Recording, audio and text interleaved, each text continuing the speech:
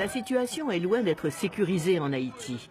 Démocratie demande des sacrifices. Pourtant, dès hier, le président du pays, Jovenel Moïse, appelait la population au calme.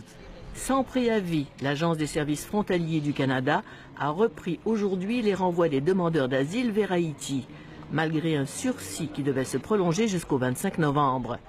Comme l'explique cet avocat spécialisé en immigration, les sursis peuvent être levés à tout moment.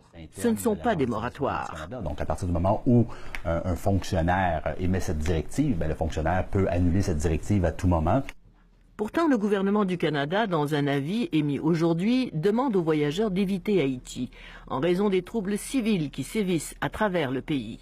Et on lui a pas. Pour Franz André, qui s'occupe des sans-papiers ici, la situation est préoccupante. Il y a déjà eu 2 sursis, précise-t-il. On sait que Haïti n'est pas un pays sécuritaire. Présentement, on continue à tuer les gens. Et il y a même, j'ai parlé avec des gens en Haïti, des gens qui ont été déportés. Il y a des règlements de compte. La question a rebondi à Ottawa. Le Bloc québécois a tenté sans succès de faire adopter une motion pour suspendre les expulsions jusqu'à nouvel ordre.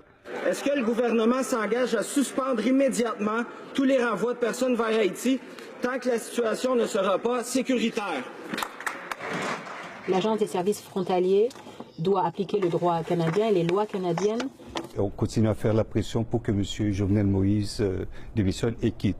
J'ai eu aussi l'information qu'il y a présentement un hélicoptère américain à côté du palais, dans toute éventualité de faire quitter pour un pays d'Amérique du Sud. Je pense que la seule décision logique dans un dossier comme celle-là, c'est de suspendre les renvois et jusqu'à nouvel ordre et voir la situation se rétablir éventuellement et par la suite reprendre les renvois.